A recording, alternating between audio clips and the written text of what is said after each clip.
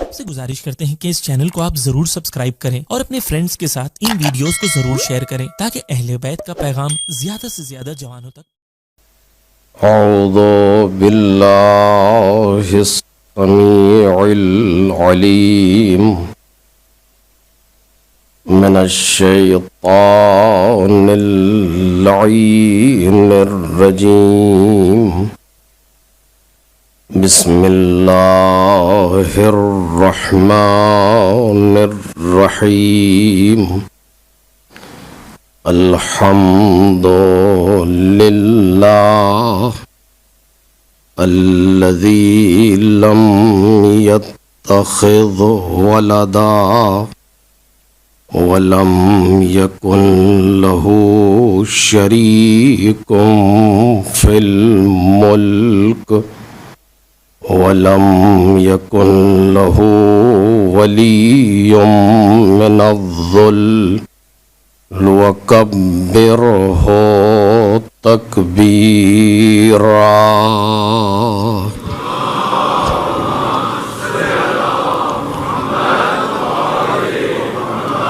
والصلاة والسلام والتحية والإكرام على أمينه وحبيبه وخيرته من خلقه وحافظ سره ومبلغ رسالاته العبد المرتضى والنبي المجتبى والرسول المصطفى وآله الأطيبين الأطهرين الأكرمين المعصومين المظلومين الذين أذهب الله عنهم الرجس وطهرهم تطهيرا.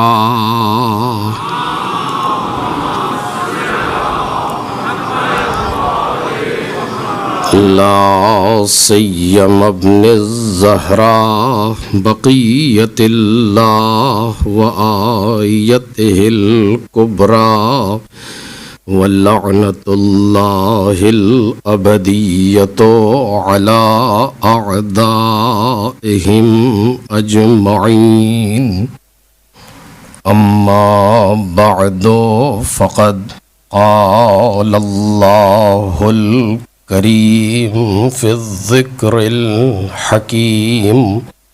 وعد الله الذين آمنوا منكم وعملوا الصالحات ليستخلفنهم في الأرض كما استخلف الذين من قبلهم وليمكنن لهم دينهم الذي ارتضى لهم وَلَيُبَدِّلَنَّهُمْ مِنْ بَعْدِ خَوْفِهِمْ أَمْنًا يَعْبُدُونَنِي لَا يُشْرِكُونَ بِي شَيْئًا وَمَنْ كَفَرَ بَعْدَ ذَلِكَ فَأُولَئِكَ هُمُ الْفَاسِقُونَ.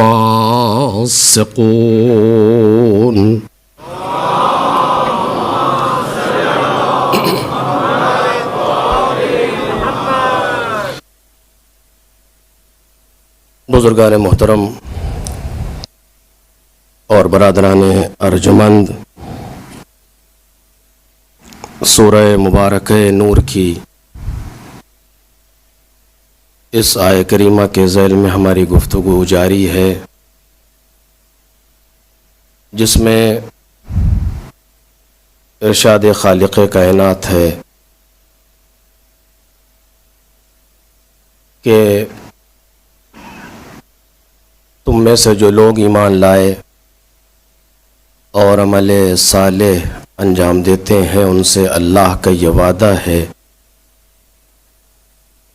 کہ انہیں زمین پر جانشین قرار دے گا جیسا کہ ان سے پہلے والوں کو جانشین قرار دیا تھا، اور ان کے دین کو ان کے لیے استوار اور محکم کر دے گا، وہ دین جس کو ان کے لیے پسند فرمایا ہے، اور ان کو خوف سے امن کی طرف بدل دے گا، اس طریقے سے کہ وہ لوگ صرف میری عبادت کریں گے اور اس میں کسی کو شریک قرار نہیں دیں گے۔ جو اس کے بعد بھی کفر کرے گا کہ تو وہ یقیناً فاسق ہوگا۔ از غدیر تا ظہور کے موضوع پر ہماری گفتگو ہو رہی ہے، اور ہم اپنے موضوع کے مقدمات میں بحث کر رہے ہیں آیہ کریمہ کے الفاظ پر۔ کل کی گفتگو اس منزل پر ہو رہی تھی کہ یہ سنت الہی ہے کہ وہ زمین پر جانشین اور وراثت اور وارث قرار دیتا ہے، اور کوئی انسان اس کی سنت میں مانع اور رکاوٹ نہیں بن سکتا۔ ایسا نہیں ہے کہ پروردگار عالم کو چاہے اور انسان اسے نہ ہونے دے، یہ ناممکن ہے۔ وہ نہیں چاہتا ہے، یہ الگ بات ہے، لیکن اگر وہ چاہ لے تو انسان رکاوٹ بن جائے، یہ ناممکن ہے۔ اس نے یہ چاہا ہے کہ اس دنیا میں انسان آزاد رہیں اور سارے کے سارے لوگ اپنی مرضی سے اپنے مستقبل کو طے کریں، یہ اس نے چاہا ہے۔ یعنی اگر ہم اپنے اختیار سے سوء استفادہ کر رہے ہیں تو ایسا نہیں ہے کہ اس کی مرضی کے خلاف کر رہے ہیں، نہیں، اس کی مرضی بایمانہ، اس کی مرضی کہ وہ یہ چاہتا ہے کہ ہم آزاد رہیں، اس معنی میں اس کی مرضی کے خلاف نہیں کر رہے، چونکہ اس نے آزادی دی ہے اور اس نے کسی طرح کی کوئی پابندی ہم پر نہیں لگائی ہے اس دنیا میں۔ اور جو یہ آپ سنتے ہیں کہ اگر یہ کرو گے تو اتنا عذاب ہے، اور یہ کرو گے تو اس کا ایسا گناہ ہے، اور وہ کرو گے تو گناہ ہے، یہ اشارہ ہے ان چیزوں کی طرف کہ جو تم انجام دو گے اس کا نتیجہ تمہیں خود بھگتنا ہے۔ ایسا نہیں ہے پروردگار عالم انتقام لے کر کے اسے کچھ مثلاً ہماری طرح سے کوئی سکون مل جاتا ہے، یا جس طریقے سے ہمارے اندر انتقام کی آگ بھڑک رہی ہوتی ہے اور جب ہم انتقام لے لیتے ہیں تو ایک سکون سا حاصل ہوتا ہے، ایسے ہی پروردگار کیا نہیں، ایسا نہیں ہے، بلکہ اس کے تو انتقام میں بھی رحمت ہے، یا جب ہے اس کے تو انتقام میں بھی رحمت ہے۔ وہ اگر عذاب کرتا ہے تو عذاب بھی اس لیے ہے کہ تم درست ہو جاؤ، اگر عذاب بھی ہے تو اس لیے ہے کہ ہمارے اوپر سے کچھ بار کم ہو جائے۔ اگر اس نے دنیا میں اپنے مومن بندوں کو بعض چیزوں کی سے مشکلات میں رکھا ہے تو ایسا نہیں ہے کہ وہ مومنین کو چاہتا نہیں ہے، نہیں، بہت چاہتا ہے، ماں باپ سے کہیں زیادہ چاہتا ہے، اسی لیے مشکلات میں رکھے ہوئے ہے، اسی لیے مشکلات میں رکھے ہوئے ہیں کہ جو تم سے اس دنیا میں غلطیاں ہو رہی ہیں وہ ان مشکلات کے عوض میں ختم ہو جائیں، اور جن کو پروردگار عالم نہیں چاہتا ہے انہیں اور عطا کرتا ہے، انہیں اور دیتا ہے، ان کی رسی اور دراز رہتی ہے کہ جتنا تم چاہتے ہو ظلم کر لو، جو چاہتے ہو کر لو، حوصلہ نکال لو اپنا، کوئی دل میں تمنا نہ رہ جائے کہ اگر کچھ دن ہوتے تو یہ کر لیتے مثلا، نہیں، وہ بھی کر لو، جو چاہتے ہو کر لو، جاؤ گے کہاں آخر؟ جاؤ گے کہاں؟ لوٹ کے تو ہمارے پاس آنا ہے، کہاں جاؤ گے تم؟ یوم العدل علی الظالم اشد من یوم الظلم علی المظلوم، کہ مظلوم پر جو ظلم کا دن ہوتا ہے کہ جس دن ظالم مظلوم پر کوئی ظلم کر رہا ہوتا ہے اس سے کہیں زیادہ وہ دن سخت ہوگا جو اس ظالم کے ساتھ عدل کا دن ہے. توجہ کریں کہ وہ دن جو ہوگا جو عدل کا دن ہے وہ اس سے کہیں زیادہ سخت ہے. اس دن پروردگار عالم جب عدل کرے گا کہ معنی یہ ہے کہ اس نے کائنات کو ایسا بنایا ہے کہ وہ چیز خود بخود وجود میں آنی ہی آنی ہے. جو تم نے اپنے ہاتھ سے اس دنیا میں بویا ہے اس کو اپنے ہاتھ سے کاٹنا ہے. ہم تمہارے لیے نہ کچھ بوئیں گے نہ تمہارے لیے کچھ کاٹیں گے. فَمَن يَعْمَلْ مِثْقَالَ ذَرَّةٍ خَيْرًا يَرَهُ، جو بھی ذرہ برابر بھی اگر کوئی نیکی کرے گا تو وہ اس کو دیکھے گا. وَمَن يَعْمَلْ مِثْقَالَ ذَرَّةٍ شَرًّا يَرَهُ، اور جو ذرہ برابر بھی برائی کرے گا وہ اسے دیکھے گا. یعنی ہم کچھ نہیں کریں گے، ہم تمہیں جہنم میں نہیں لے جائیں گے، تم خود جہنم میں جاؤ گے. تم خود جہنم میں جاؤ گے. ہم تمہیں نہیں، ہم کیوں لے جائیں؟ ہم تو اپنی مخلوق کو اس کے ماں باپ سے کہیں زیادہ چاہتے ہیں. ہم تو چاہتے ہیں کہ تم کسی طریقے سے سدھر جاؤ. ہم نے اسی لیے رسولوں کو بھیجا، تم نے ان کی بات نہیں مانی. ہم نے کتابیں نازل کی، تم نے ان کو جھٹلا دیا. ہم نے شریعتیں بھیجی، تم اس پر نہیں چلے. ہم نے راستہ بتایا، تم نہیں مانے. ہم نے سب کچھ کیا، تم کو مشکل میں بھی گرفتار کیا، لیکن تم پھر بھی باز نہیں آئے. تمہاری مرضی. اب جو کر کے آئے ہو وہ یہ سامنے جہنم، اس میں جاؤ. اور جہنم بھی ہم نے تمہارے لیے رحمت بنایا ہے کہ اپنے بعض گناہوں کو اس میں دھو کر کے صاف کر کے واپس آ جاؤ بہشت میں. توجہ کیجئے. اپنے گناہوں کو اس جہنم میں پاک کر کے اس کو اس کی سزا بھگت کے واپس آ جاؤ بہشت میں. اگر ہم چاہتے تو تمہیں ہمیشہ کے لیے بہشت سے دور رکھتے، لیکن یہ بھی ہماری رحمت ہے، یہ بھی ہماری نعمت ہے کہ کم از کم تم اس میں اپنی سزا بھگت کے واپس آ جاؤ. لیکن یاد رکھنا کہ جنت میں آنے کا جو ذریعہ ہے اس کو تمہیں فراہم کرنا پڑے گا. توجہ کیجئے. دیکھیے اب یہ بحث بیچ میں آ گئی، 2-3 لفظوں میں جلدی سے گزارش کروں کہ جہنم میں جانا ایک الگ موضوع ہے، جنت میں جانا ایک الگ موضوع ہے. ایسا نہیں ہے کہ جو جہنم میں چلا گیا وہ جنت میں نہیں جائے گا، نہیں ایسا نہیں ہے. یا ایسا بھی نہیں ہے کہ جس کو جنت میں جانا ہے وہ جہنم میں نہیں جائے گا، ایسا بھی نہیں ہے. ہمارے یہاں بعض اوقات جو آپس میں فکری اختلاف پیدا ہوتا ہے اس کی وجہ یہی ہے کہ ہم دونوں کو مخلوط کر دیتے ہیں آپس میں. جنتی کا جہنم میں جانا ممکن ہے. ایک ایسا انسان جو جنتی ہے اس کا جہنم میں جانا ممکن ہے. ممکن ہے کہ کچھ دنوں کے لیے یہ جہنم میں جائے، سرشت میں جنتی ہونا ہے، واپس آئے گا. لیکن ایک بار ذرا سا راؤنڈ لگا کر کے، کیونکہ ضروری ہے اس کے لیے وہ راؤنڈ لگانا، اس لیے دنیا میں کچھ ایسی مشکلات میں اپنے آپ کو گرفتار کر لیا ہے کہ ذرا سا وہاں جانا، ایک چکر لگانا ضروری ہے. تو وہاں جائے گا، ایک چکر لگا کر کے چلا آئے گا مثلا. تو ایسا نہیں ہے کہ جو جنتی ہے وہ جہنم میں نہیں جائے گا، بالکل نہیں، یہ غلط ہے. ہاں جو جنتی ہے وہ جہنم میں ہمیشہ نہیں رہے گا، یہ درست ہے. توجہ کریں. اور یہ بھی نہیں ہے کہ اگر کوئی انسان جہنم میں چلا گیا تو بہشت میں نہیں آئے گا، نہیں ایسا بھی نہیں ہے. کچھ لوگ ہوں گے کہ جو کچھ دن کے بعد آ جائیں گے، جلدی سے لوٹ آئیں گے. کچھ لوگ ہوں گے جو تھوڑا وقت لگائیں گے وہاں پر. کچھ ہوں گے جو زیادہ وقت لگائیں گے ادھر، جن کو زیادہ وہاں کا ماحول راس آ جائے. تو اپنے اپنے اعتبار سے لوگ ہوں گے کہ جو جتنا وہاں رہ سکے اس اعتبار سے رہ کر کے واپس آئیں گے. لیکن واپس کب آئیں گے؟ کہ جب ان کے پاس یہاں آنے کا لائسنس ہو. صلوات بڑھے محمد اور آل محمد بڑھے.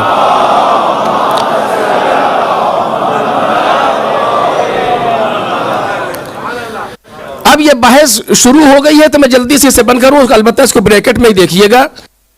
اب تھوڑا سا بریکٹ بڑا ہو جائے تو الگ بات ہے، لیکن اسے رکھیے گا اسی میں، چونکہ موضوع میں نہیں ہے. کہ 2 چیزیں ہیں، توجہ کریں، 2 چیزیں ہیں. ایک جنت میں جانے کا مقتضی ہونا چاہیے. کاملاً حوزے کی اور علمی لفظ ہے جو عرض کر رہا ہوں، لیکن وضاحت کروں گا. ایک جنت میں جانے کا مقتضی ہونا چاہیے، اور ایک جنت میں نہ جانے دینے والے مانع نہ ہونا چاہیے. یہ 2 چیزیں ہیں. اور ہم جب ان دونوں کو آپس میں مخلوط کر دیتے ہیں تو فکری اختلاج پیدا ہوتا ہے انسان کے یہاں. ایک ہے جنت میں جانے کا مقتضی، لفظ کو اسی طرح یاد رکھیے گا تاکہ بحث میں آسانی ہو، اور ایک ہے جنت میں نہ جانے دینے والے معنی، رکاوٹیں. معنی یعنی رکاوٹ، دو چیزیں الگ الگ ہیں. مقتضی الگ ہے، معنی الگ ہیں. اگر مقتضی ہے تو معنی ختم ہو کر کے مقتضی عمل کرے گا، اور اگر مقتضی نہیں ہے تو تھوڑا سا معنی بھی لے کے چلا جائے گا. تھوڑی سنجیدہ بحث ہے. اگر مقتضی موجود ہے تو معنی زیادہ بھی ہوں گے تو مشکل نہیں ہے، کچھ دن کے بعد واپس آ جائے گا. اب میں اس کی مثال دے دوں تاکہ بات واضح ہو جائے. مثلا آپ کو کسی کاغذ کو، کسی کپڑے کو جلانا ہے تو اس کے لیے کیا چیز ہے کہ مقتضی ہونا چاہیے. مقتضی کیا یعنی آگ ہونی چاہیے، دیا سلائی ہونی چاہیے، ماچس ہونی چاہیے، لائٹر ہونا، کچھ بھی ہونا چاہیے. یعنی آگ ہونا چاہیے جو اسے جلائے، اس کاغذ کو جلانے کا مقتضی یعنی جو ضروری ہے جلانے کے لیے، یہ ہونا چاہیے. خوب. اور کا دوسری چیز یہ کہ معنی نہ ہونا چاہیے، کوئی رکاوٹ نہیں ہونا چاہیے. آگ کپڑے پر کوئی ایسی چیز نہ لگی ہو جو نہ جلنے دے. توجہ کریں، کوئی ایسی چیز نہ لگی ہو کہ جو نہ جلنے دے. ایک چیز، کپڑا گیلا نہ ہو حد سے زیادہ کہ جو نہ جلنے دے، یا یہ کہ کپڑا آگ سے دور نہ ہو کہ ہم دکھا رہے ہیں یہاں سے آگ وہاں جل جائے، ایسا بھی ممکن نہیں ہے.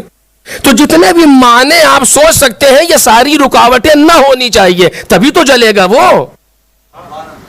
لیکن ایک صاحب ہے کہ رکاوٹ کوئی بھی نہیں ہے، نہ کپڑے پہ کوئی ایسی چیز لگی ہے کہ جو نہ جلنے دے، نہ ہی کپڑا گیلا ہے اور نہ ہی کپڑا کچھ بھی نہیں، لیکن جل نہیں رہا. کیسے؟ کہ مقتضی نہیں ہے.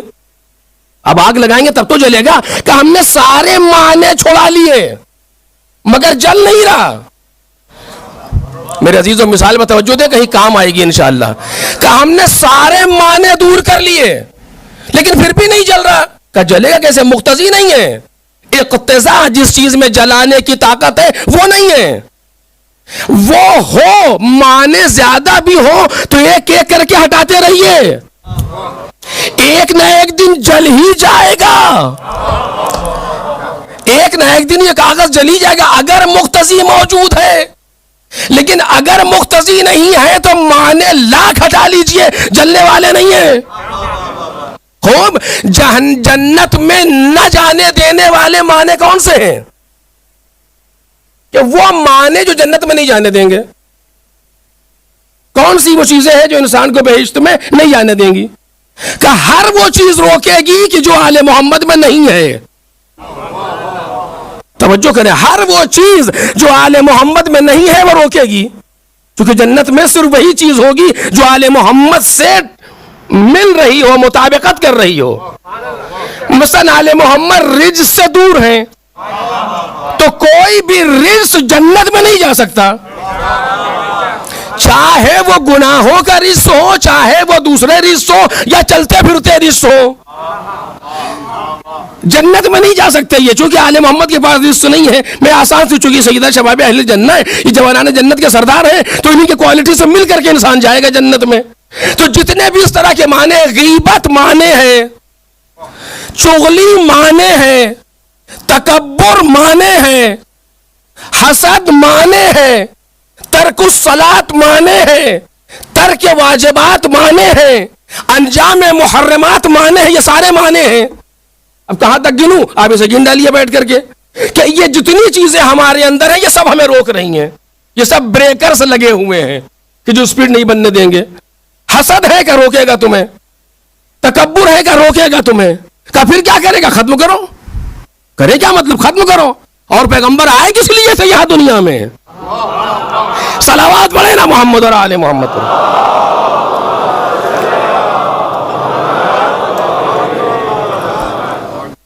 رسول اللہ آئے کس لیے تھے یہاں؟ کتابیں کس لیے بھیجی تھی ہم نے؟ اسی لیے کہ تم ان معنی کو ختم کرو. تکبر تمہارے اندر ہے، کہا ہے کیسے ختم کرو. نہیں کریں گے تو کہ جنت میں نہیں جا پاؤ گے، مشکل پیدا ہوگی. اور بہت سی چیزیں ہیں، ہم صلہ رحم نہیں کرتے ہیں کہ جنت کے لیے مشکل پیدا ہو جائے گی. قطع رحم کرتے ہیں کہ جنت کے لیے مشکل پیدا ہو جائے گی. ماں باپ کا احترام نہیں کرتے کہ جنت کے لیے مشکل پیدا ہو جائے گی. دھوکہ دیا ہے کسی کو کہ جنت کے لیے مشکل ہے, کسی کا حق مار لیا کیا مشکل ہے, یہ سارے معنی ہیں. کہ پھر کیا کرے گا, انہیں ختم کرو.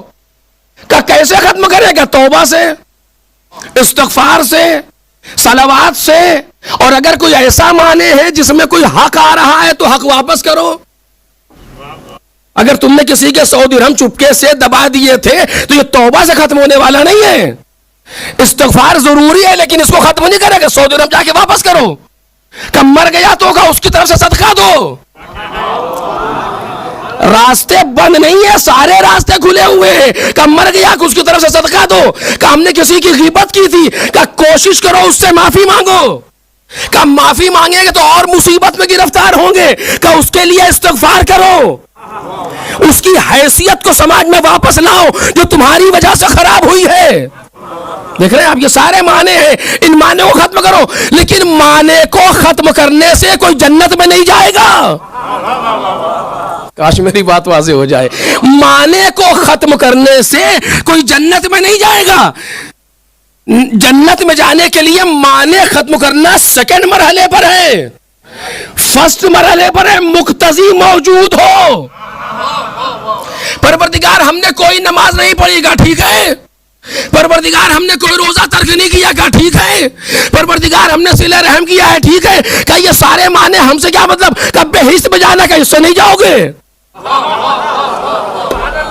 توجہ کیجئے, میں اپنی طرف سے نہیں کر رہا ہوں, خطابت نہیں ہے, احادیث کی روشنی میں عرض کر رہا ہوں. کہ اس سے بہشت میں نہیں جاؤ گے. کہ پھر کہ بہشت میں جانے کا مقتضی کچھ اور ہے. وہ مقتضی اگر موجود ہو تو پھر معنی نہ ہو تو جاؤ گے.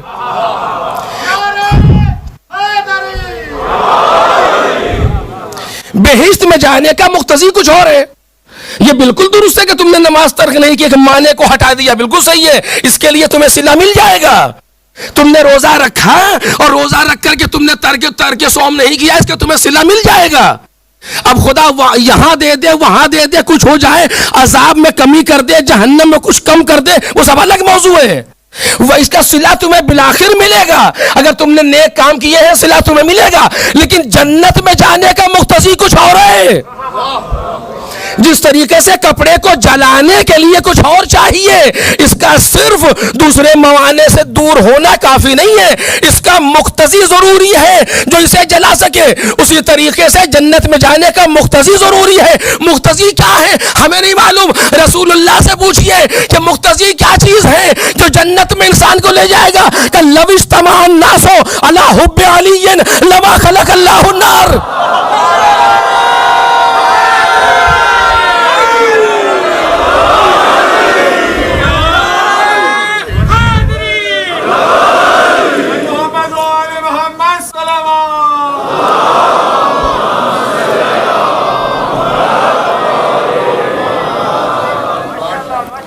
لو اجتمع الناس علی حب علی لما خلق اللہ النار. اگر لوگ علی کی محبت پر جمع ہو جاتے, اگر لوگ علی کی محبت پر جمع ہو جاتے تو خدا جہنم کو خلق نہ کرتا. یعنی اگر صرف محبت علی ہوتی تو بہشت ہی بہشت ہوتی. اب تو سمجھے کہ جنت میں جانے کا مقتضی ہے محبت علی ابن ابی طالب. صرف یوں ہی نہیں کہہ رہا ہوں, آپ اٹھا کر کے دیکھیے, یہی وہ خاندان ہے, بہشت کی ساری سرداری یہی آئی. ان کے بیٹے جوانان جنت کے سردار, ان کی زوجہ تمام خواتین بہشت و تمام عالم کی سردار, سب کچھ یہی موجود ہے.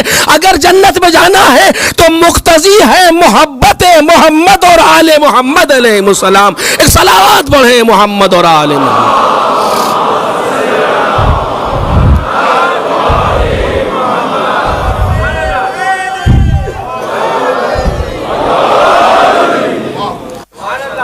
یہ میں اپنی طرف سے نہیں کہہ رہا ہوں, آپ کے سامنے احادیث و قرآن کی روشنی میں عرض کر رہا ہوں کہ مقتضی صرف یہی ہے.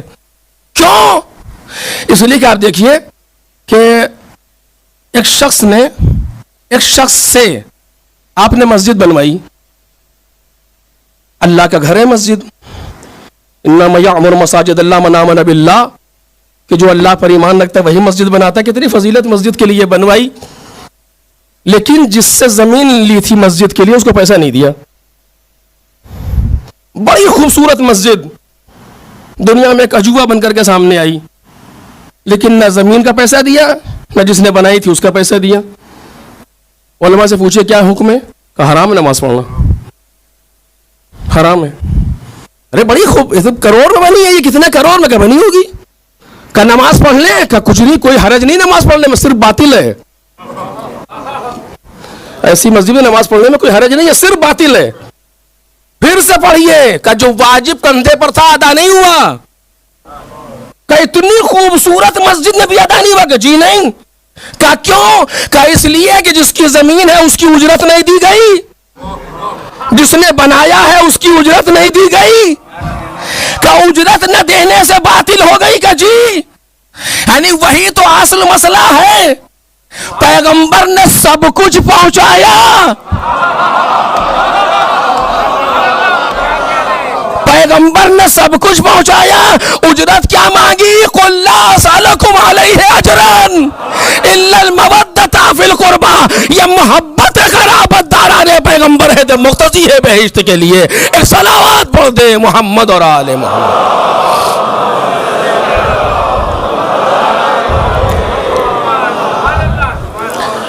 اگر مقتضی موجود ہے اور مانے نہیں ہے تب تو امکان ہے بہشت میں جانے کا. تب یعنی یقینی ہے بہشت میں جانا اگر مانے نہ ہو. اور جتنے مانے ہوں گے اتنا رکنا پڑے گا, اتنا ٹھہرنا پڑے گا. جس کے پاس مقتضی نہیں ہے وہ تو بالکل یہیں سے بالکل صاف, اس کے لیے کوئی دوسرا شارٹ کٹ ہے جہنم میں جانے کے لیے, سیدھا یہیں سے بالکل سیدھا جہنم. جبکہ آپ یقین رکھیں ایسے لوگ دنیا میں, اگر آپ دنیا کی پاپولیشن کا اندازہ لگائیں تو 1% بھی ایسے لوگ نہیں ملیں گے جو دشمنان آل محمد ہیں. ذمہ داری سے کہہ رہا ہوں, 1% بھی دنیا کا روز اول سے آج تک 1% بھی دنیا کی آبادی کے ایسے لوگ نہیں ملیں گے جو دشمنان آل محمد ہوں. اس لیے کہ دوستی اور دشمنی دونوں متفرع ہوتی ہے معرفت پر.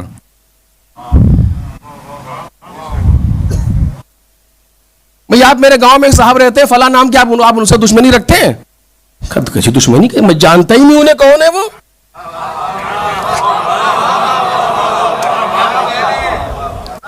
میرے گاؤں میں ایک صاحب رہتے ہیں فلاں نام کے, آپ ان سے دشمنی رکھتے ہیں؟ کہ دشمنی کیسی بات کر رہے ہیں آپ, میں انہیں جانتا ہی نہیں. اس کا مطلب یہ ہے کہ جاننا اور نہ جاننا دشمنی کی علامت نہیں ہے. خود نہیں جانتا تو نہیں مانتا, نہ ادھر سے نہ مثبت نہ منفی نہ پازیٹیو نہ نیگیٹو, جانتا ہی نہیں کون صاحب ہے. جب میں کسی کو جانتے ہی نہیں تو دشمنی کیسے کروں گا اس سے؟ دشمنی بھی متفرع ہے جاننے پر. دنیا کی آبادی ابھی آل محمد کو جانتی کہاں ہے, اور مشکل ان کی طرف سے کم ہے, مشکل ہماری طرف سے زیادہ ہے کہ ہم نے بتایا ہی نہیں ہے آل محمد کے بارے میں. ایک صلوات پڑھیں محمد اور آل محمد پر.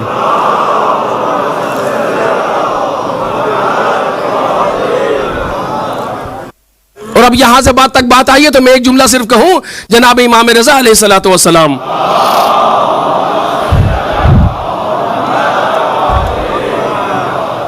اور اس امام بارگاہ میں تو ان کا ذکر ہونا بھی چاہیے, انہی کے نام سے موسوم ہے یہ.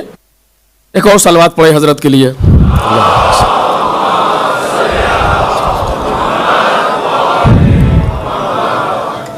کئی دن سے سوچتا ہوں لیکن بحث شروع ہوتی ہے بھول جاتا ہوں, ابھی یاد آ گیا عرض کروں کہ جہاں جہاں بھی عزاداری سید الشہداء ہو رہی ہے, ہر جگہ پر عزاداری کی میں سہولت کے لیے اور عزاداری کی رکاوٹوں کی نابودی کے لیے صلوات پڑھیں ایک مرتبہ محمد علیہ.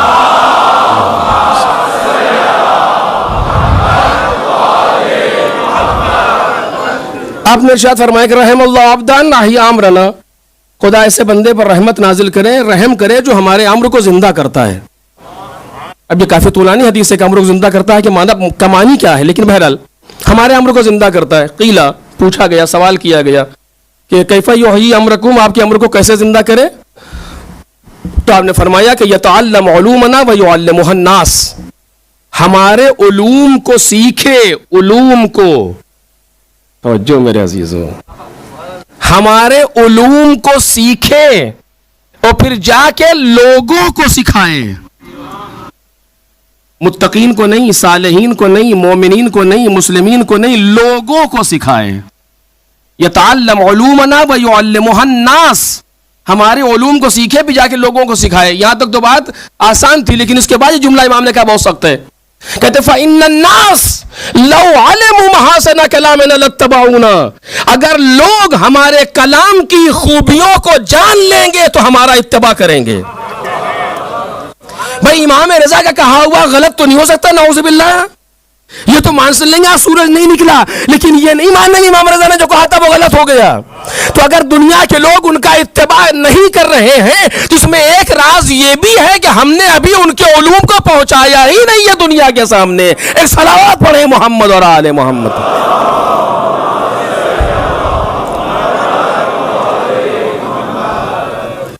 تو میں عرض کر رہا تھا کہ معنی نہ ہو اور مقتضی موجود ہو تو نتیجہ حاصل ہوتا ہے. یہ منطق کا قانون ہے کہ معنی موجود, مقتضی موجود, معنی مفقود, نتیجہ حاصل. یہ مقتضی کا قانون ہے منطق کا. معنی تمہیں خود دور کرنا ہے. توجہ کیجئے گا, معنی کے ساتھ تم بہشت میں نہیں جاؤ گے, یہ طے ہے. لیکن یہ یاد رکھو کہ معنی دور کرنے کے دو طریقے ہیں. یا تم خود دور کرو یا ہم دور کریں گے. یہ خدا کہہ رہا, خدا کی طرف سے کہہ رہا ہوں, یا تم خود دور کر لو معنی یا ہم دور کریں گے. کہ تم دور کرو گے کیسے؟ کہ استغفار کرو, توبہ کرو, مجلسوں میں جاؤ, گریا کرو. یہ ساری چیزیں ہیں. شب قدر آئے اس میں جا کر کے خدا کے سامنے گڑ گڑاؤ. شب عاشور آئے پروردگار کے سامنے اگر غزائے حسین کرو, گریا کرو. یہ ساری چیزیں معنی کو دور کریں گی. اپنے اپنے گناہوں کو یاد کرو بیٹھ کر کے مجلس میں. جب مجلس ہو رہی ہو, جس شہید کا ذکر ہو رہا ہو, اس شہید سے توسل کرو, اپنے گناہوں کو ذہن میں لاؤ اور اس شہید کا واسطہ خدا کو دو. شہید سے توسل کرو, گناہ معاف ہوں گے. ایسا ہے یا نہیں ہے؟ کہ بالکل ایسا ہی ہے. تم ایسا کرو, تم کرو گے تو معنی ختم ہو جائے گا. اگر نہیں کیا تو پھر ہم معنی دور کریں گے. پروردگار تو کیسے دور کرے گا؟ کہ مشکلات میں گرفتار کریں گے, کوئی بیماری تمہیں دے دیں گے, اولاد کو لے لیں گے, کسی مشکل میں پھنسا دیں گے, کچھ کریں گے, برزخ میں مشکلات میں لائیں گے. جتنے جیسے معنی ہو, اگر پھر بھی نہ دور ہوئے تو جہنم میں رکھیں گے. اگر پھر بھی نہ دور ہوئے تو جہنم میں رکھیں گے, تاکہ معنی دور کرے. تم نے اگر دور نہیں کیے تو ہم دور کریں گے. پروردگار کیوں کر رہا ہے؟ کہ چونکہ مقتضی موجود ہے, چونکہ مقتضی موجود ہے, محبت پائی جاتی تھی اس کے دل میں, لہذا معنی کو دور کر کے بہشت میں واپس لائیں گے. ایک صلوات پڑھیں محمد اور آل محمد.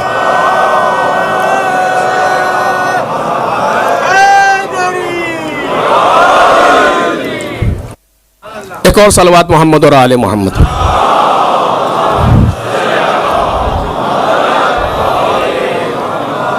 یہ سنت پروردگار ہے جس میں کسی قسم کی کوئی رکاوٹ نہیں ہو سکتی, کوئی معنی پیش نہیں آ سکتا. مقتضی اگر موجود ہو تو معنی خداوند عالم خود بخود خود ختم کرے گا. کتنے معنی وہ یہاں ختم کر دیتا ہے. کون مومن کو ایک چھینک آ جائے کتنی چیزوں کو بخش دیتا ہے. وہ تو بہانے ڈھونڈتا ہے. یہ ہم بدبخت ہیں. امام نے کہا ہے کہ میں تعجب کرتا ہوں ایسے انسان پر جو جہنم میں جائے گا. خدا کے اتنے کرم کے باوجود یہ کتنا نالائق تھا آخر کہ جہنم میں پہنچ گیا. تعجب ہے. دیکھ رہے ہیں آپ. خیر, تو گفتگو ہو رہی تھی کہ پروردگار کی جو سنت ہے اس میں کسی طرح کی کوئی رکاوٹ نہیں پیش آتی. اس نے کہا ہم زمین پر وارث بنائیں گے تو بنائیں گے اگر مقتضی تمہارے اندر موجود ہے. مقتضی کیا ہے؟ کہ مقتضی ایمان اور عمل صالح, جس کی وضاحت جو مجھ سے کجمج بیانی میں ہو سکی میں نے عرض کیا آپ کے سامنے. اگر مقتضی موجود ہے تمہارے اندر تو معنی کو دور کرو یا ہم دور کریں گے, لیکن تمہیں وارث بنائیں گے, تمہیں اس زمین پر جانشینی دیں گے. اب یہ کچھ بحثیں اور بھی ہیں کہ جو انشاءاللہ بعد میں عرض ہوں گی کہ یہ آیت یعنی سب ایسے نہیں ہوں گے, ایک گروہ ہوگا کہ جو اس طریقے سے زمین پر وراثت کرے گا اور زمین پر آئے گا. لیکن جب ہماری نعمتوں کو لینا, بس یہاں سے تھوڑی سی بحث رہ گئی تھی, اسے عرض کر کے آگے بڑھ رہا ہوں. جب ہماری نعمتوں کو لینا تو خبردار ان نعمتوں کو اپنا نہ سمجھ بیٹھنا. بس یہاں سے کل بحث چھوڑی تھی، اسی جگہ 2-3 جملے عرض کروں گا اور بات تمام. جب ہماری نعمتیں تمہارے پاس آئیں تو انہیں اپنا نہ سمجھ بیٹھنا، بلکہ اس بات پر متوجہ رہنا کہ تم خود جب کچھ نہیں تو تمہاری نعمتیں تمہاری کیسے اپنی ہو گئیں. جب تم خود کچھ نہیں ہو میرے بغیر تو نعمتیں کیسے تمہاری اپنی ہو گئیں؟ اور تم خود ہی کچھ نہیں ہو. جب جو انسان خود کچھ نہیں ہے تو اس کے ساتھ جو چیزیں ہیں وہ اس کی اپنی کیسے ہو گئیں؟ اپنی ملکیت نہ سمجھ بیٹھنا. ان الارض للہ، کل بات کی تھی آپ کے سامنے کہ یہ زمین اللہ کی ہے، لیکن یہ لوگ یہ کہتے ہیں جو کافر ہیں کہ ہم لنخرجنکم من ارضنا، ہم زمین سے نکال دیں گے تم کو. اپنا سمجھ بیٹھے. قارون کو ہم نے اتنا دیا وہ اپنا سمجھ بیٹھا، لیکن یہ نہ سمجھ لینا مخصوص تھا قارون سے. نہیں، یہ چیز تم سب میں پائی جاتی ہے. اس کو اپنے اندر سے دور کرنا، اور جب تک اس کو اپنے اندر سے دور نہ کرو گے اس وقت نتائج میں مشکل پیدا ہوگی. جب تک ان چیزوں کو دور نہ کیا. کچھ لوگ اس طرح کے ہیں کہ جب ان پر اذا مسل انسان ضر دعانا، جب ان کے ساتھ کوئی مشکل آتی ہے تو وہ ہمیں پکارتے ہیں. قرآن مجید توجہ کیجیے گا. فَإِذَا مَسَّ الْإِنسَانُ ضُرٌّ دَعَانَا، جب ان کے ساتھ کوئی مشکل آتی ہے، کوئی مصیبت آتی ہے تو وہ ہمیں پکارتے ہیں. ثُمَّ إِذَا خَوَّلْنَاهُ بِنِعْمَةٍ مِنَّا، اور جب ہم اس مشکل کو ختم کر دیتے ہیں یا ہم ان پر اپنی نعمتوں کی ارزانی کرتے ہیں تو قال، یہ کہتے ہیں کہ انما اوتیتہ علی علم، یہ تو ہماری کاوشوں کا نتیجہ ہے، یہ تو ہماری محنتوں کا صلہ ہے جو ہمیں یہ ملا. نہیں، بل ہی فتنۃ، بلکہ یہ تمہاری آزمائش ہے. ولکن اکثر الناس لا یعلمون، لیکن اکثریت وہ ہے جو نہیں جانتی. یعنی جب بھی کوئی نعمت تمہیں عطا ہو، وہ نعمت مال کی صورت میں ہو، وہ نعمت صحت کی صورت میں ہو، وہ نعمت شفا کی صورت میں ہو، وہ نعمت اولاد کی صورت میں ہو، وہ نعمت پوسٹ و مقام و شہرت کی صورت میں ہو، تو اس کو اپنی ملکیت نہ سمجھ لینا، بلکہ اس کو آزمائش کا ذریعہ سمجھنا کہ یہ خدا نے ہمیں نعمت دی ہے تاکہ ہمیں آزمائے کہ ہم شکر کرتے ہیں یا کفر کرتے ہیں. ایک صلوات پڑھ دیں محمد اور آل محمد.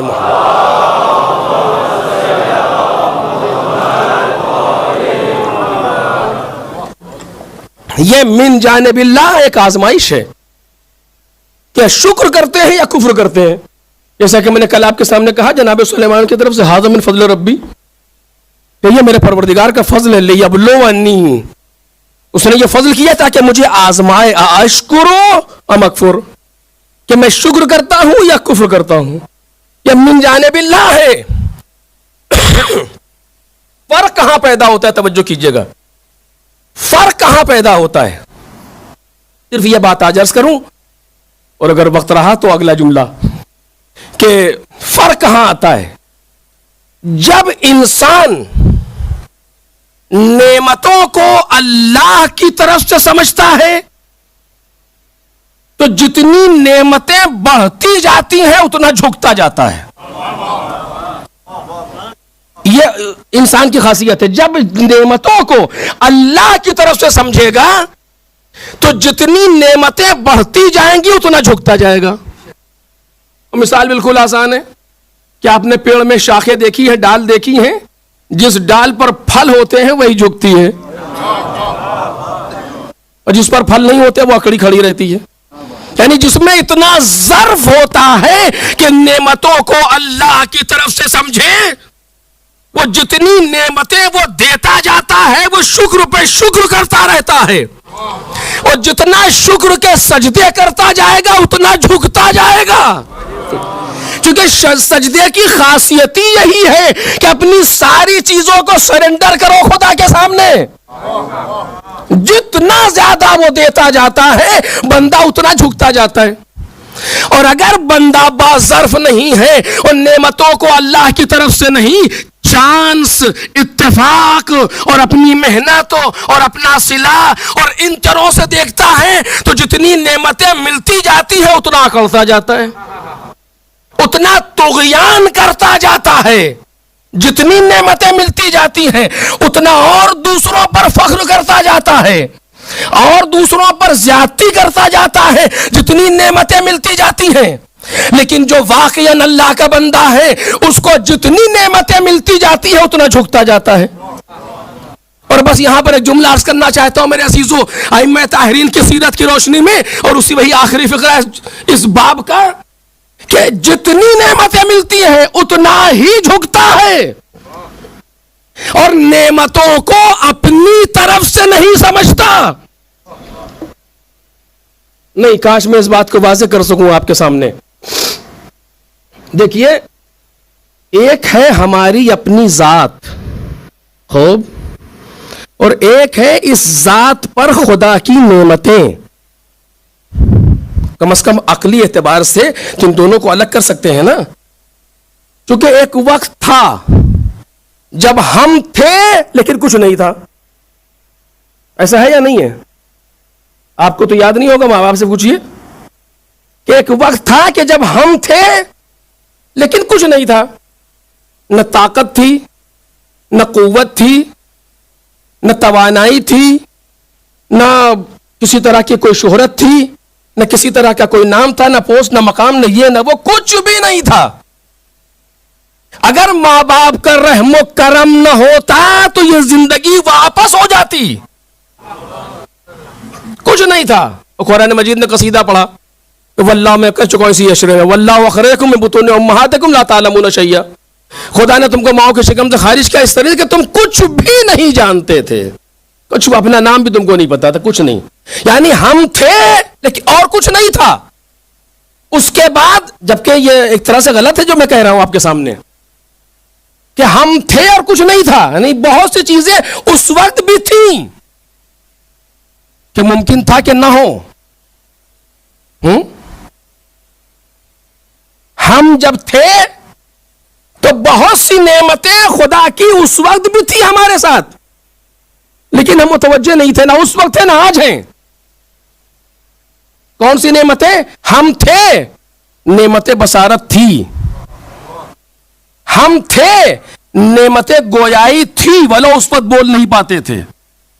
ہم تھے, سننے کی طاقت تھی, ولو ایکٹیو آج کی طرح سے نہیں تھی. یہ ساری نعمتیں اس نے دے کر کے بھیجا تھا. اگر وہ نہ چاہتا تو دنیا میں کوئی دے نہیں سکتا تھا. باپ دے سکتا تھا آپ کو یہ طاقت ہے, ماں دے سکتی تھی ہمیں یہ طاقت ہے, کوئی نہیں دے سکتا, صرف خدا نے دیا. ماں کے شکم میں تصویر بنا رہا تھا, اگر گونگا بنا دیتا ہے تو آخری وقت تک گونگا ہی رہتے ہیں. جب وہ تصویر بنا رہا تھا اگر بہرا بنا دیتا ہے تو آخری وقت تک بہرے ہی رہتے ہیں. جب وہ تصویر بنا رہا تھا اگر اندھا بنا دیتا ہے تو آخری وقت تک اندھے ہی رہتے ہیں. کوئی دے نہیں سکتا تھا. نہ ماں باپ کو تو پتا بھی نہیں تھا کیا ہو رہا ہے. کوئی تھا دست قدرت جو اپنی تصویر کو درست کر رہا تھا. اس نے کہا صورکم فاحسن صورکم, اس نے تمہاری تصویر بنائی اور خوب تصویر بنائی. اب یہی بکیے تو کہوں کہ نہ ہم کو مانگنا آتا تھا, نہ ماں باپ میں اتنی طاقت تھی, اس نے بغیر مانگے اتنا دے دیا. اے انسان کچھ تو غیرت کر, وہ خدا جو بغیر مانگے اتنا دے دے, اگر تو سمجھ کے ہاتھ پھیلا دے گا تو وہ کتنا دے دے گا. ایک صلوات پڑھے محمد اور آل محمد.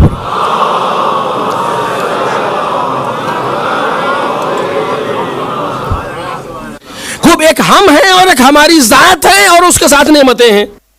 لیکن فرض کیجئے کوئی نعمت نہیں تھی ساتھ میں, دنیا میں آئے, دھیرے دھیرے بڑا ہونا شروع ہوئے, اور اب طاقت بھی آئی, اور اب توانائی بھی آئی, اور اب قوت بھی آئی, اور اب علم بھی آیا, اور اب بولنے بھی لگے, اور اب چلنے بھی لگے, اور اب شہرت بھی ہوئی, اور اب نام بھی ہوا, دنیا پہ چھا گئے. جتنا آپ بڑھتے چلے گئے دنیا پہ چھاتے چلے گئے, یہ ہو گیا.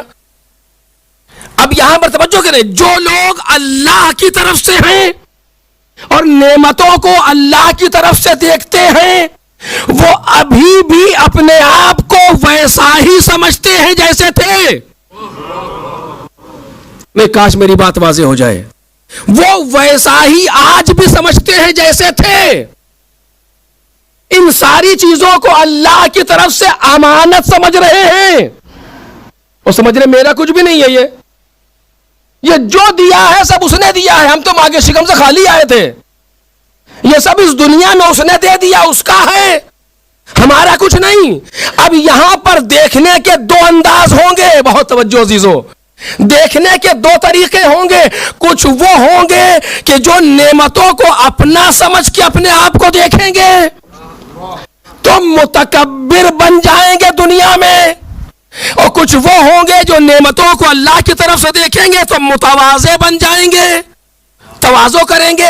لیکن بندہ جب اپنے آپ کو اکیلا دیکھتا ہے تو کہتا ہے میں کچھ نہیں، اور جب نعمتوں اللہ کی نعمتوں کو ملا کر کے اور اپنے آپ کو پلس اللہ کر کے دیکھتا ہے تو کہتا ہے مجھ جیسا کون۔ ان دونوں حقیقتوں کو الگ رکھیے گا، دونوں کو ملائیے گا نہیں، چونکہ دونوں مرحلے الگ الگ ہیں۔ ایک مرتبہ بندہ اپنے آپ کو اکیلا دیکھتا ہے، اللہ کو ہٹا کر کے کہتا ہے میں کچھ نہیں، اور ایک بار خدا کے ساتھ دیکھتا ہے، اس کی نعمتوں کو دیکھتا ہے، کہتا ہے مجھ جیسا کون ہے۔ یہ مجھ جیسا کون ہے تکبر نہیں ہے، نعمات الہی کا بیان ہے۔ قرآن مجید کہہ رہا ہے نا اما بنعمت ربک فحدث، اللہ نے جو تمہیں نعمتیں دی ہیں اس کو نعمت سمجھ کے بیان کرو، اس کو نعمت سمجھ کے بیان کرو۔ جب اپنے آپ کو دیکھتے ہیں اکیلے تو کہتے ہیں پروردگار میں کون ہوں، میرے پاس کیا ہے۔ اب کی لخروجی من قبری اوریانا، امام سجاد میں اس بات پہ رو رہا ہوں کہ کہیں قبر سے بغیر لباس کے نہ آؤں محشر میں۔ کیوں؟ اس لیے کہ اپنے کفن تک کو اپنا نہیں سمجھ رہے، اپنے کفن تک کو اپنا نہیں، یہ بھی خدا کی نعمت ہے۔ جب اپنے آپ کو اکیلا دیکھ رہے ہیں تو ایسے گفتگو کر رہے ہیں، اور جب خدا کے ساتھ ملا کے دیکھ رہے تو کہتے ہیں یرقا الی الطیر لا یرقا الی الطیر ینحدر عنی السیل ولا یرقا الی الطیر، علوم کے دریا ہم سے پھوٹتے ہیں، کوئی طائرہ فکر ہم تک پرواز نہیں کر سکتا۔ ایک صلوات پڑھ دے محمد اور آل محمد۔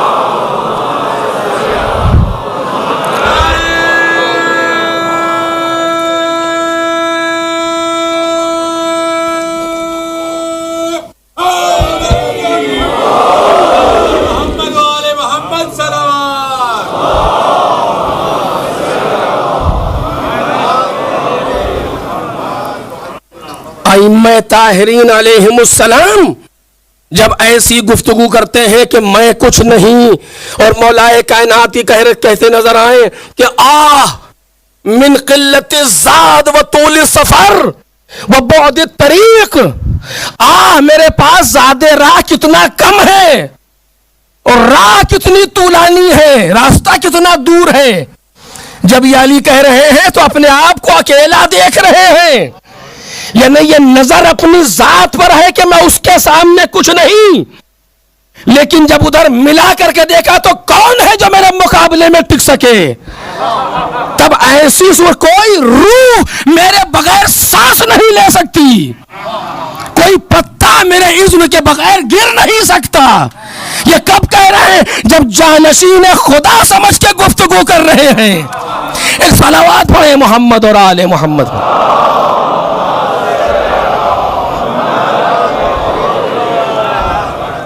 نعمات الہی کو من جانب اللہ سمجھنا، اسی لیے آپ ائمہ طاہرین کے ہاں دیکھیں جتنی نعمتیں بڑھتی جاتی تھیں اتنا اور سر جھکاتے چلے جاتے تھے۔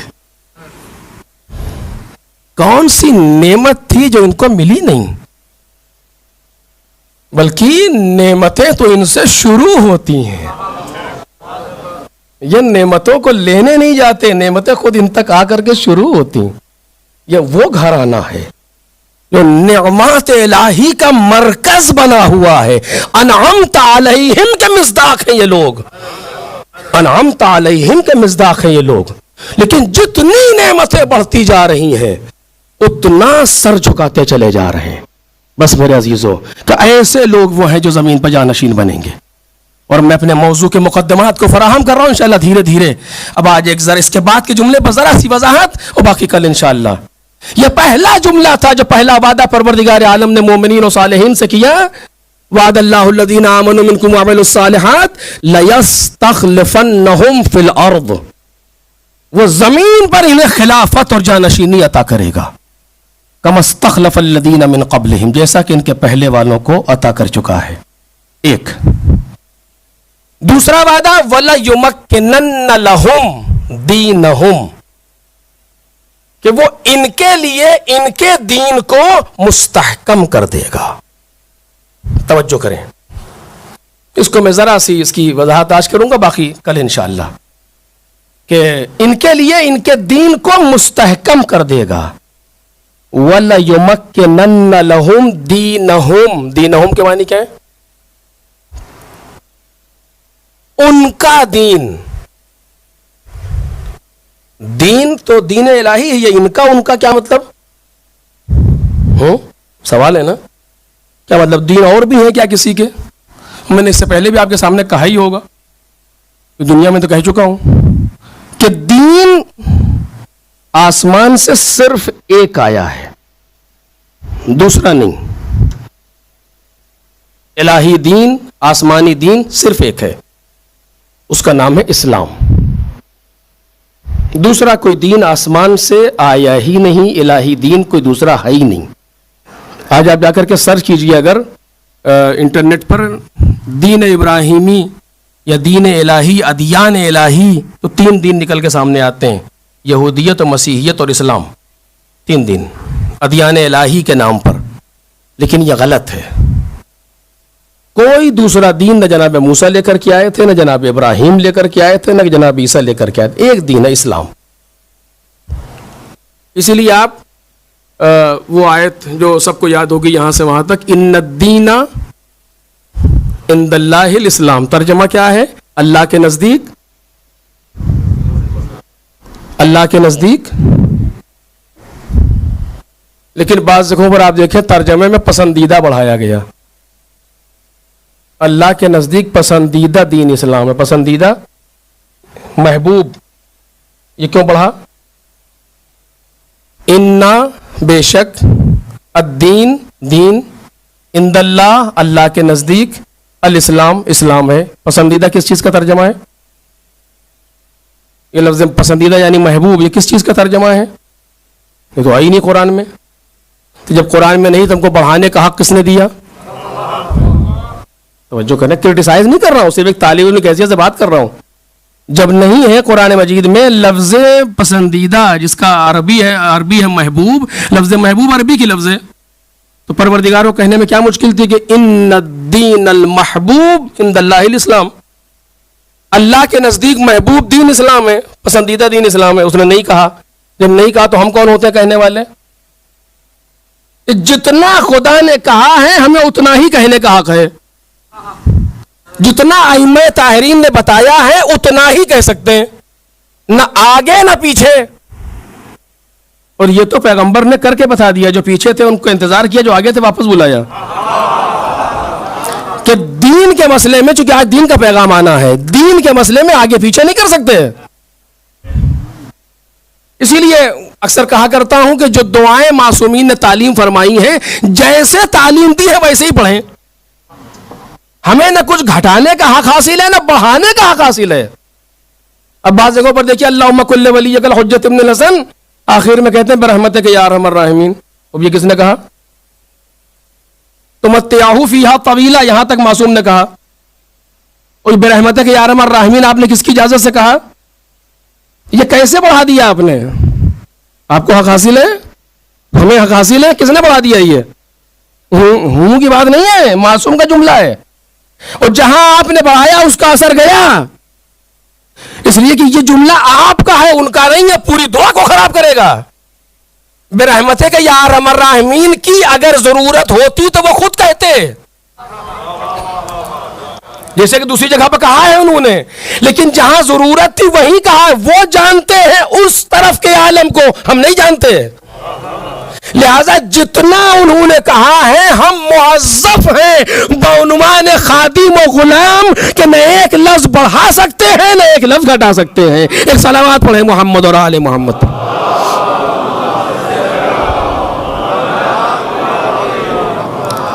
حتیٰ بعض علماء نے اتنی احتیاط کی ہے کہ آپ صیغے کو نہیں بدل سکتے. واحد کو جم کر دے, جم کو واحد کر دے, سنگولر پلورل کر دے, پلورل سنگولر نہیں کر سکتے. جیسا معصوم نے کہا ہے. دعا کے اعتبار سے عرض کر رہا ہوں. جیسے ایک شخص آیا امام کے پاس, رسول اللہ کے پاس, اس نے کسی مشکل کی اپنا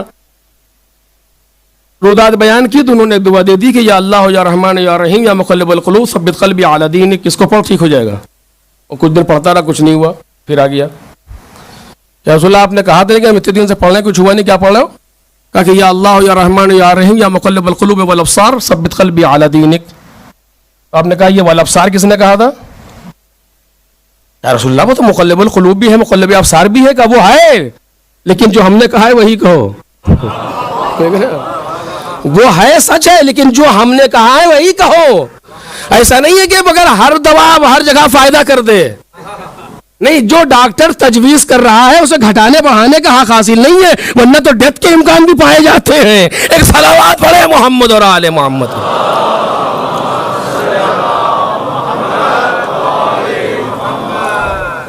تو میں عرض کر رہا تھا کہ یہ کیوں بڑھا یہ دین, چونکہ لوگوں کے ذہن میں یہ تھا کہ ادیانی دین اور بھی ہیں, آسمانی دین اور بھی ہیں, الہی دین اور بھی ہے, تو کیا کریں. کہ محبوب دین اسلام ہے. تو محبوب ابھی کچھ نہیں. اللہ کے نزدیک دین بس اسلام ہے, اور کوئی دین آسمان سے آیا ہی نہیں. اس پر انشاءاللہ اور بھی گفتگو کروں گا. کوئی دین آسمان سے نہیں آیا. ایک دین آیا, جناب آدم سے شروع ہوا, جناب خاتم پہ ختم ہوا. مکمل اس پر تفصیلی گفتگو کروں گا انشاءاللہ آنے والی تقاریر میں. اس پر پروردگار عالم نے جناب آدم سے شروع کیا, جناب خاتم پہ ختم کیا. مکمل ایک دین ہے یہاں سے وہاں تک. جب ایسا ہے تو یہ دینہم کے معنی کیا ہے پھر؟ ان کے دین کو. اس پر علماء نے بحث کی کہ وَلَيُمَكِّنَنَّ لَهُمْ, ان کے لیے تمکین دے دے گا, مستوار کر دے گا, محکم کر دے گا, ثابت کر دے گا. درست ہے یہاں تک. دینہم, ان کے دین کو. یہ ان کے کہاں, اس کے معنی کیا ہیں؟ تو دو جواب اس کے جو بیان کیے گئے, اور بھی ہوں گے, آپ دیکھیے گا. میں یہاں سے نقل کر رہا ہوں کہ پہلی چیز تو یہ کہ پروردگار عالم نے احتراماً بیان کیا, شرف دیا لوگوں کو دین سے, ان کی طرف نسبت دے کر کے ان کو باشرف بنایا. جیسے آپ کہتے ہیں نا تمہارا ملک, یعنی سامنے والے کو شرف دے رہے ہیں اس ملک سے, سامنے والے کی عزت افزائی کر رہے ہیں نسبت دے کر کے. پروردگار عالم نے بھی شرف بخشا ہے یہ نسبت دے کر کے لوگوں کی طرف کہ تمہارا دین ایک. اور اس سے زیادہ دقیق جو جواب ہے وہ شاید نہیں معلوم واضح ہو پائے گا کہ نہیں, وہ یہ ہے کہ دینہم, توجہ کیجئے, دینہم یعنی جن چیزوں کو ہم نے دین بنا کر کے بھیجا ہے وہ سب تمہارے اندر موجود ہے. نہیں معلوم مجھے بات کہاں تک میں پہنچا پاؤں گا, آپ کی سماعتوں میں نقص نہیں ہوگا, میرے بیان میں نقص ہوگا. کہ دینہم یعنی جتنا دین, جو دین, جن چیزوں کو تم بنا میں دین جانتے ہو وہ سب تمہارے ہی اندر موجود ہے. ہم نے الگ سے کوئی چیز نہیں بھیجی کہ پریشان ہو. اگر ہم نے کسی چیز کو منع کیا ہے تو تمہاری فطرت بھی اسے منع کرتی ہے. اگر ہم نے کسی چیز کو اچھا کہا ہے تو تمہاری فطرت بھی اسے اچھا کہتی ہے. لیکن فطرت کے خراب ہونے سے جو تم خراب ہو جاتے ہو, ہم نے دین بھیج کر کے اس کو ٹھیک کیا ہے. ایک صلوات پڑھے محمد اور آل محمد.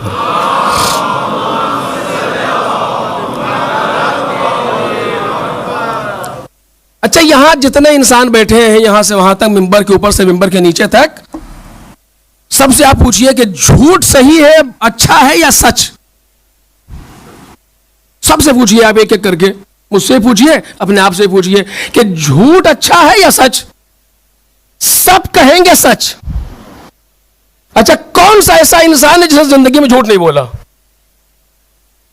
میں تو ہاتھ نہیں اٹھا سکتا، آپ اٹھا دیجئے. پھر جب پتا ہے کہ سچ اچھا ہے جھوٹ کیوں بولتے ہیں؟ توجہ کر رہے ہیں؟ بس دین اسی لیے آیا تھا.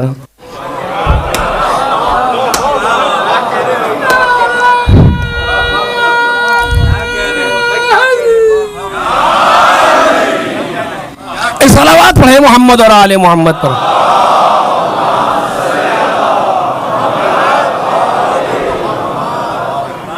کہ وہ جن چیزوں کو تمہاری فطرت اچھا کہہ رہی ہے، الگ سے ہم نہیں لائے کچھ، وہی چیز جس کو تمہاری فطرت نے اچھا کہا اسی کو تمہارے اندر ثابت کر دیں کہ تم پھر کبھی کبھی بھی اس کے خلاف نہ کرنے پاؤ. توجہ کریں، کبھی کبھی بھی اس کے خلاف نہ کرنے پاؤ. اور یہ حقیقت ہے، یہ حقیقت ہے کہ اگر انسان واقعاً دین کو سمجھ لے، یعنی دین کیا کہوں، اگر واقعاً اپنی فطرت کو سمجھ لے، کل انشاءاللہ گفتگو کروں گا، تو جو کبھی کبھی ادھر ادھر کرتا ہے وہ بھی نہیں کرے گا. کبھی کبھی جو چیز کرتے ہیں، جیسے کبھی کبھی جھوٹ بولتے ہیں، وہ بھی نہیں بولیں گے. اگر ہم محسوس کر لیں کتنا برا ہے یہ جھوٹ اور کتنا اچھا ہے وہ سچ، تو وہ کبھی کبھی بھی نہیں بولیں گے.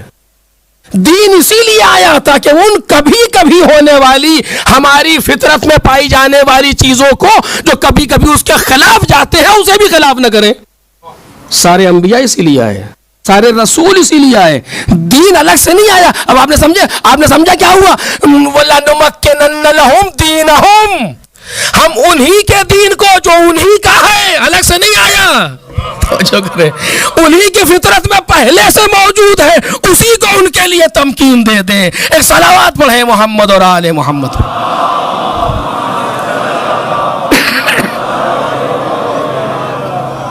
کل اسی جگہ سے بات شروع ہوگی. اور ایسا ہی انسان جو اپنی فطرت کو سمجھ لے، معذرت کے ساتھ کل صاحب کہہ رہے تھے کہ آپ کی گفتگو آج آسان تھی تو آج وہ اس کے بسوا برعکس ہو رہی ہے، لیکن بالآخر کیا کہ موضوع ہے جس طرح بھی کہ اگر انسان اپنی فطرت کو صحیح سے سمجھ لے تو اس نے یعنی دین کو سمجھ لیا، اور اگر دین کو سمجھ گیا یعنی فطرت کو سمجھ گیا. اور جو دین و فطرت کو صحیح طریقے سے سمجھ لیتا ہے اسی کو کہتے ہیں فقیہ. فقیہ عمامہ رکھنے کا نام نہیں ہے، لباس پہننے کا نام نہیں ہے، اپنے دین کو صحیح طریقے سے سمجھنے کا نام ہے. ممکن ہے کہ کوئی انسان سر پر عمامہ رکھے لیکن دین کو نہ سمجھ پا رہا ہو، کچھ کا کچھ کر رہا ہو، دشمن کے ہاتھ میں ہاں ملا رہا ہو. بہن اس سے نہیں ہے، جو دین کو صحیح سمجھ لے اسے کہتے ہیں فقیہ در دین.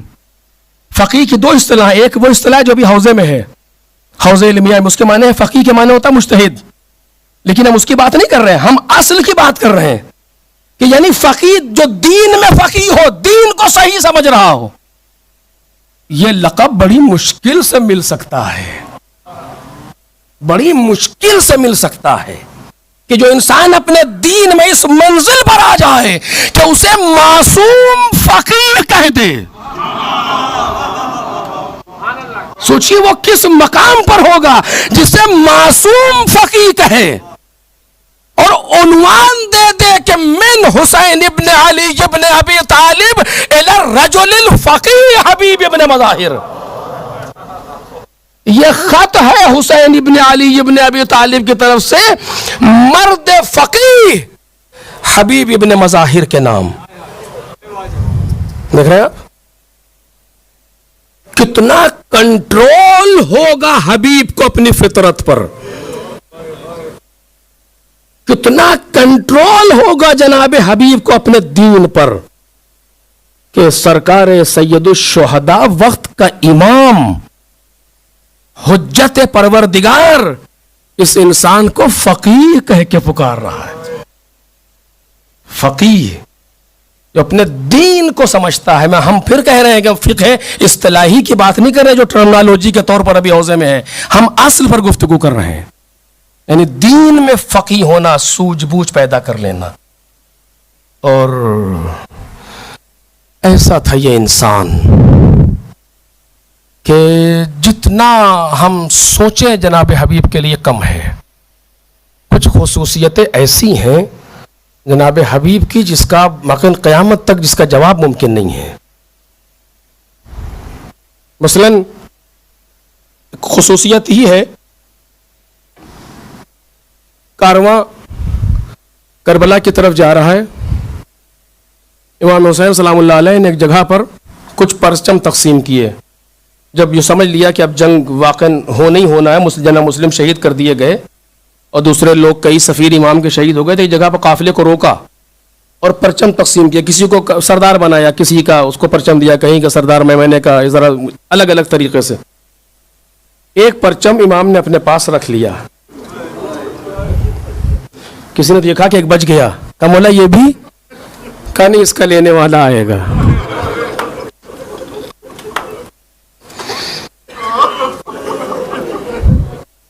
یہ وہ حسین ہیں جو ایسی تقریریں کر رہے ہیں کہ جو لوگ مجمع یوں ہی آگے جائے وہ چھٹ جائے, لیکن یہی حسین کسی کا انتظار کر رہے ہیں. بعض روایات کے مطابق کہ جناب حبیب کربلا پہنچنے سے پہلے پہنچ گئے امام حسین کے پاس,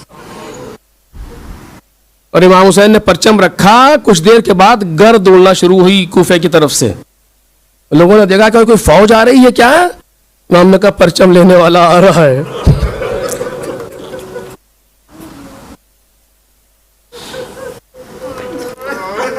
دامن گرد چاک ہوا تو دیکھا حبیب ابن مظاہر آ رہے ہیں. امام حسین کا بچپن کا دوست ہے. بعض نے لکھا ہے رسول اللہ کے زمانے کو بھی در کیا ہے, مولا علی کے زمانے کو در کیا ہے, امام حسن کے ساتھ رہے. جناب مسلم کے بیعت لینے میں بہت زیادہ محنت کی ہے جناب حبیب نے کوفے میں. بہت سی چیزیں ہیں جناب حبیب کے ساتھ. یہ پہلی خصوصیت, اور بہت سی خصوصیات ہیں عرض کروں گا. دوسری خصوصیت, کربلا میں بہت سے لوگ آئے ہیں, دشمن کی طرف سے بھی آئے, ادھر ادھر سے بھی آئے, کتنوں کو حبیب لے کر کے آئے. تقریباً 10-11 لوگ تو حبیب نے بھیجے ہیں کوفے سے امام حسین کے پاس. مسلم نے اوسجا آئے ہیں, اور کئی لوگ جناب حبیب کے بھائی آئے ہیں, اور کتنوں کو بادیہ نشین کو لے کر کے آئے. کچھ لوگ قافلے سے ٹوٹ کر کے آئے, جناب حر آئے. حر کے علاوہ بھی 2 بھائی تھے جو قافلے میں یزید کی طرف تھے, یعنی ابن زیاد کی طرف, وہ وہاں سے آئے. ظہر عاشورہ کے بعد آئے. کئی لوگ آئے ہیں ٹوٹ کر کے ادھر سے بھی, اور کئی.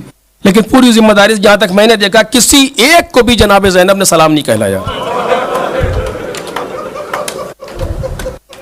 ہمارا خطیب کسی کے لیے پڑھ دے, ہمارا شاعر کسی کے لیے کہہ دے, مجھے بحث نہیں ہے, لیکن مقتل گواہ ہے کسی ایک کو بھی جناب زینب نے سلام نہیں کہلایا. لیکن جب کسی نے جا کر کے بتایا کہ بی بی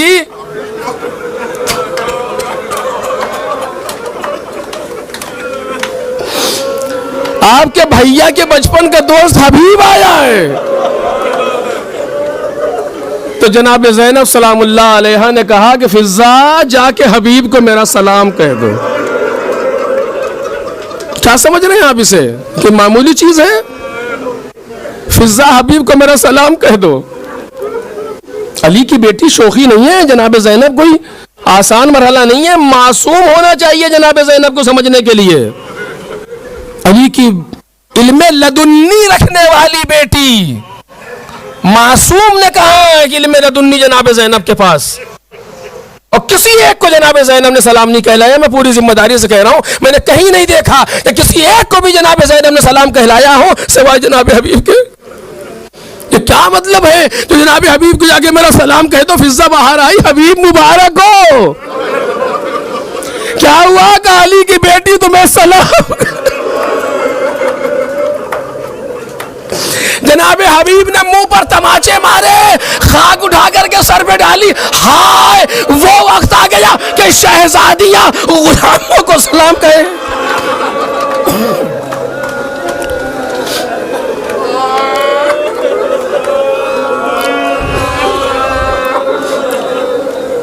یہ خصوصیت جناب حبیب کی. ساری فضیلتیں ہٹا کر کے اگر صرف جناب زینب کا سلام لکھ دیا جائے تو جناب حبیب کے لیے بہت ہے.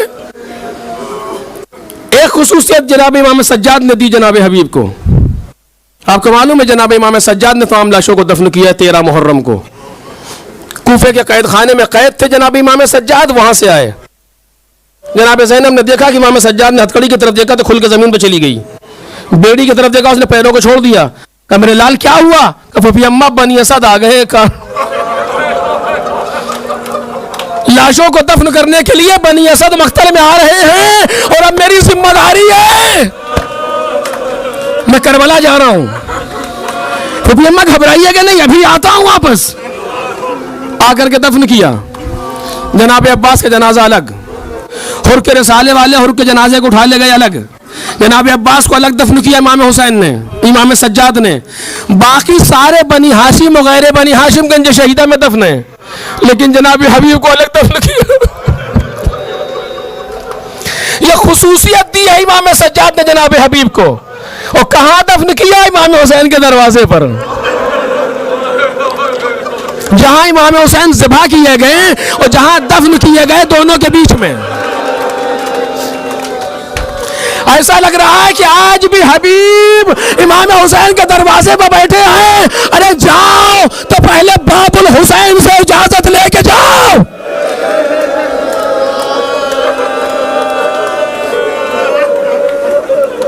میں پوری شہادت نہیں پڑھوں گا چونکہ ایک جملہ اور کہنا ہے آپ کے سامنے، توجہ کیجئے گا. یہ ایک خصوصیت امام سجاد نے دی. اور کربلا میں بہت سے کام جناب حبیب کے بحث نہیں. ظہر کی نماز کے لیے امام حسین نے جناب حبیب سے کہا حبیب ان سے کچھ دیر کے لیے جگہ روک دے کہ ہم نماز پڑھ لیں. اور جب گئے ہیں تو وہ جواب ملا ہے جو جناب حبیب سے برداشت نہیں ہوا. چونکہ فقیہ دین تھے، سمجھتے تھے. کہا مولا آپ نماز پڑھیے، ہم ان دشمنوں کو دیکھتے ہیں اور اب نمازیں بہشتے پڑھیں گے جا کر کے. یہ کہہ کر کے حبیب تلوار سوت کے آگے بڑھے، چونکہ حکم یہی ہے کہ جنگ کے میدان میں کچھ لوگ نماز پڑھیں، کچھ لوگ جنگ کریں. اس کے بعد جو نماز پڑھ چکے ہیں وہ لڑیں، جو لڑ رہے تھے آگے نماز پڑھیں. حبیب اکیلے جنگ کر رہے ہیں، پوری فوج کو روک رہے ہیں اور سارے لوگ نماز پڑھ رہے ہیں. ادھر جناب حبیب کی نماز تمام ہوئی، امام حسین کی نماز تمام ہوئی اور کچھ دیر کے بعد جناب حبیب گھوڑے سے گرے.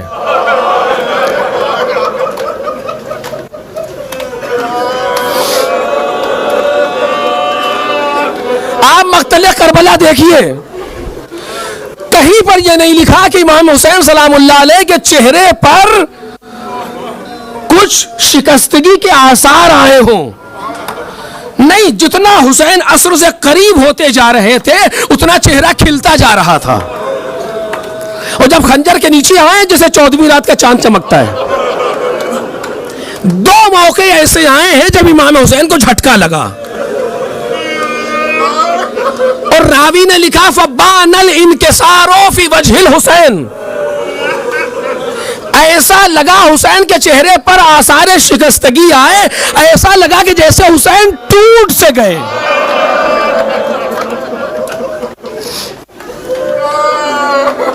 ان میں کا پہلا موقع کون سا تھا؟ جب حبیب گھوڑے سے گرے تو چہرے پر آثار شکستگی آئے. فبان الانکسار فی وجہ الحسین. میرا بچپن کا دوست چلا گیا.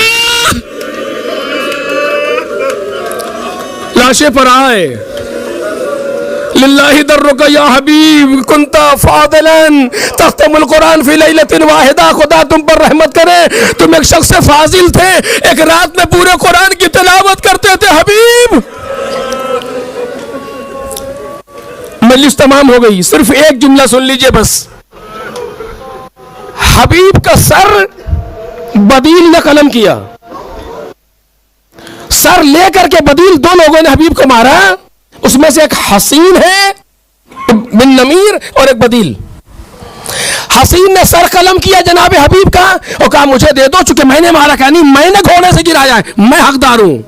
آپس میں مشاجرہ ہوا.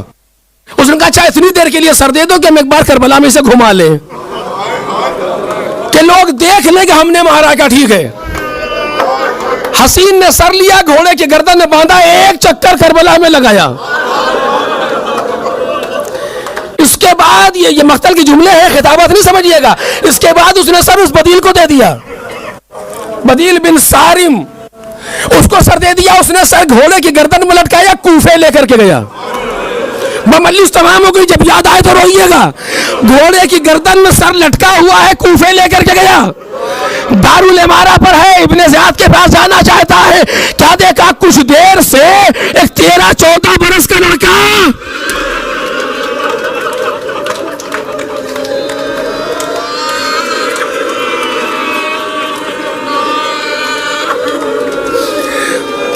دیر سے ایک 13-14 برس کا لڑکا ساتھ چل رہا ہے.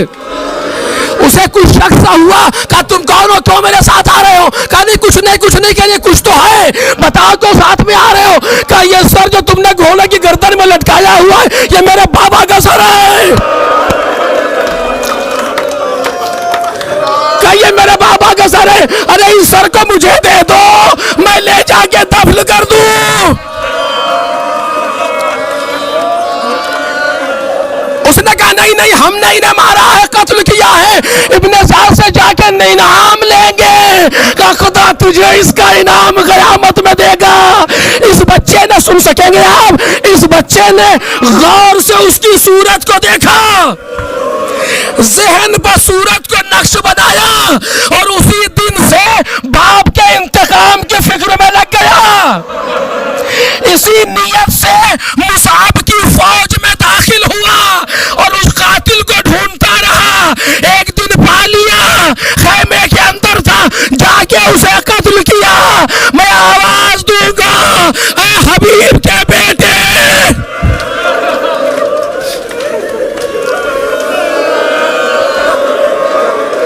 اے حبیب کے بیٹے قاسم، تم نے باپ کو قتل ہوتے تو نہیں دیکھا، خالی سر کو دیکھا، لیکن انتقام کی آگ اتنی بھڑکی کہ جب تک قاتل کو مار نہ لیا سکون نہ ملا. ارے ہاں اس بیٹے سے پوچھو جس نے قتل ہوتے بھی دیکھا، نوکے نیزہ بھی سر بھی دیکھا، کربلا سے کوفہ، کوفے سے شام، لیکن ہائے دل کی مصلحت، اے بابا میں رہ گیا. اور اس چینل کو آپ ضرور سبسکرائب کریں اور اپنے فرینڈز کے ساتھ ان ویڈیوز کو ضرور شیئر کریں تاکہ اہل بیت کا پیغام زیادہ سے زیادہ جوانوں تک. السلام علی الحسین وعلی علی ابن الحسین.